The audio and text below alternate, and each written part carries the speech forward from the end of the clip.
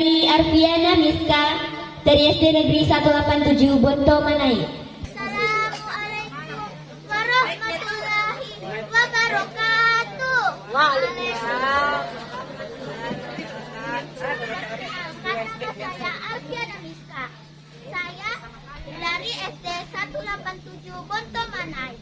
Saya ingin membawakan sebuah dongeng yang berjudul Asal Usul Sungai Balantien yang terletak di Kecamatan Rilau. Pada zaman dahulu kala, tersebutlah sebuah kampung yang bernama Balantien. Sebagian besar rakyatnya hidup makmur, aman dan sentausa. Tanah di kampung itu sangat subur. Tidak heran jika hampir seluruh penduduk hidup serta berkecukupan. Tanaman apapun dapat tumbuh dengan sangat subur. Sekali dalam setahun, penduduk seluruh kampung menyelenggarakan pesta rakyat selama 7 hari 7 malam. Pesta tersebut digelar untuk bersuka cita atas hasil panen yang melimpah di kampung ini. Pada suatu ketika pesta kembali digelar, para penduduk kembali berpesta pora. Makanan berbagai jenis yang enak dan lezat tanpa henti disajikan. Siapapun dapat memakannya jika puas. Namun sayang sekali, pesta tersebut tidak dapat diikuti oleh segelintir orang-orang miskin di kampung itu. Segelintir kecil orang-orang miskin itu kebetulan tidak mempunyai tanah di kampung itu.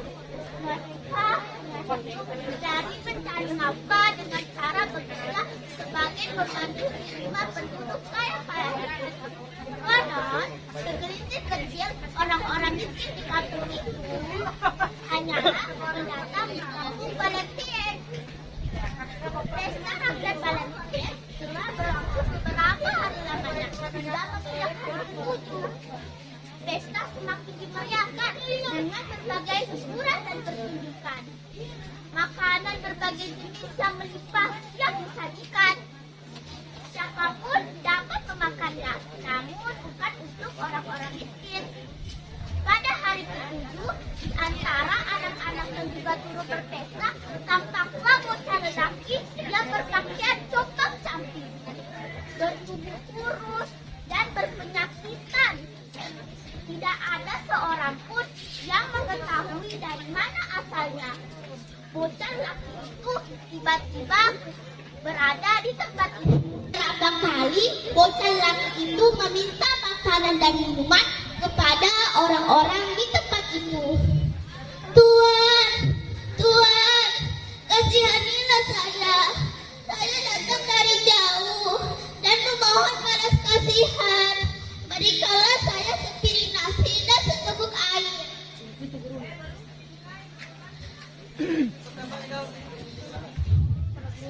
Enak saja, bocah laki itu rupanya tidak mengetahui peraturan di kampung kita ini, bahwa dalam pesta rakyat tidak ada seorang pun kecuali orang asli penduduk kampung kita ini yang boleh mengikuti dan mengasah makanan kita, ujar salah satu seorang penduduk. Akhirnya bocah laki itu meninggalkan tempat itu. Ia tampaknya sangat kelaparan. Ia memegang perutnya yang keroncongan. Ia berjalan terosok-osok hingga akhirnya menemukan sebuah rumah gubuk di pinggiran kampung. Ia lalu mencoba mengetuk pintu itu. Tak, tak, tak. Pintu itu perlahan buka. Dan seorang nenek tua menyambutnya dengan senyum yang sangat ramah. Anak kecil, siapakah gerangan engkau dan dari mana asalmu? Tanya nenek pemilik rumah gubuk itu. Aku datang dari negeri yang sangat jauh. Aku mengetuk pintu nenek untuk meminta makanan dan seteguk air. Aku lapar sekali. Nenek itu memandangi bocah di hadapannya dengan perasaan kasihan. Lalu dia berkata, jangankan sesuap nasi, ataupun seteguk minuman, sepiring makanan pun aku dapat mensajikannya untukmu. Masuklah ke dalam.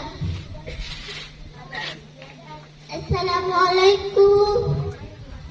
Waalaikumsalam. Kosa itu pun dijamu oleh nenek. Inilah yang nenek siapkan, sepiring nasi dan lauk yang hanya berupa sambal. Kosa itu pun makan dengan lahap.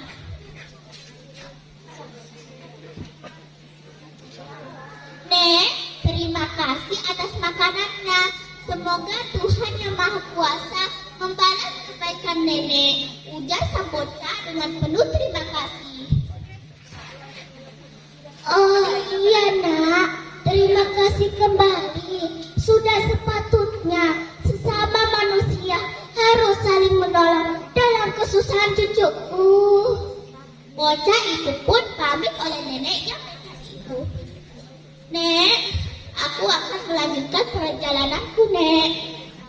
Bocah itu terdiam lalu berkata lagi, oh iya Nek, jika nenek mendengar suara gemuruh, ambillah alu dan nyetlah di sum milik nenek. Dan jangan lupa menyampaikan pesanku kepada orang-orang miskin di kampung ini. Suruh mereka menyiapkan alu dan sum. Nenek itu terpana oleh perkataan bocah itu. Belum hilang keheranannya, tiba-tiba bocah di hadapannya menghilang dari pandangan matanya. Bocah itu sekejap mata menghilang dari hadapannya. Sementara itu, pesta rakyat Balantie semakin meriah. Apalagi malam itu adalah malam terakhir pesta. Bocah itu kembali ke tempat itu. Dia berjalan ke kerumunan anak-anak sosialnya. Lalu dia mengambil sebatang roti, lalu dia tancap ke tanah. Lalu dia berkata kepada seorang anak, aku juga mempunyai sebuah pertunjukan yang sangat menarik. Perhatikan ini. Jika kamu dapat mencabutnya, maka aku akan menjadi budak kamu. Namun jika kamu tidak dapat mencabutnya, makanan dan minuman di sini menjadi milikku. Anak-anak di sana serempak tertawa. Salah seorang dari mereka berkata, hei pengemis kotor, permainanmu itu sungguh tidak masuk akal. Tentu saja sebatang lidi itu mudah sekali tercabut dan kau akan menjadi budak kami. Silakan saja jika kalian mampu. Anak-anak di sana penasaran dengan perkataan bocah itu, dan salah seorang dari mereka maju dan bermaksud untuk mencabut lidi itu. Namun ajaib, lidi itu tidak dapat tercabut.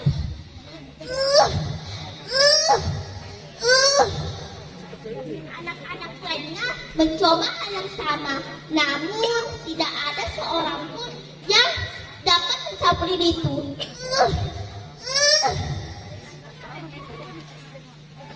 Bukan hanya anak-anak, orang dewasa pun di tempat itu mulai berkerumunan. Mereka bergantian untuk mencabut lidi itu sekuat tenaga, tapi tidak berhasil. Mereka sangat heran. Tampaknya lidi itu memiliki kekuatan. Dan bocah laki itu berkata dengan lagi, kalian terbukti tidak dapat mencabut lidi itu, maka makanan dan minuman di sini menjadi milikku. Salah seorang dari penduduk berkata, hei pengemis cilik, permainanmu itu sungguh tidak masuk akal. Coba kamu buktikan sendiri jika kamu dapat mencabutnya. Jika kamu sendiri tidak dapat mencabutnya, maka kamu akan menjadi budak kami sesuai perjanjian.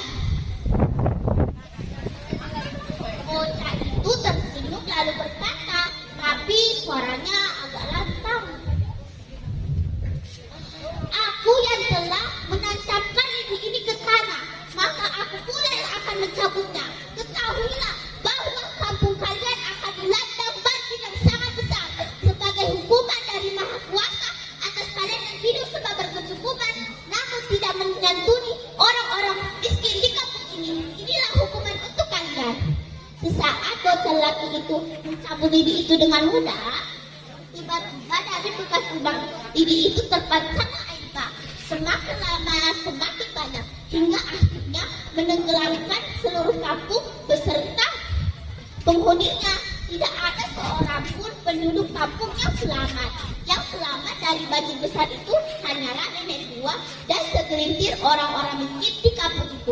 Mereka menaiki lesung masing-masing yang dijadikan perahu dan lalu yang dijadikan sebagai dayung sesuai pesan bocah pengemis misterius itu.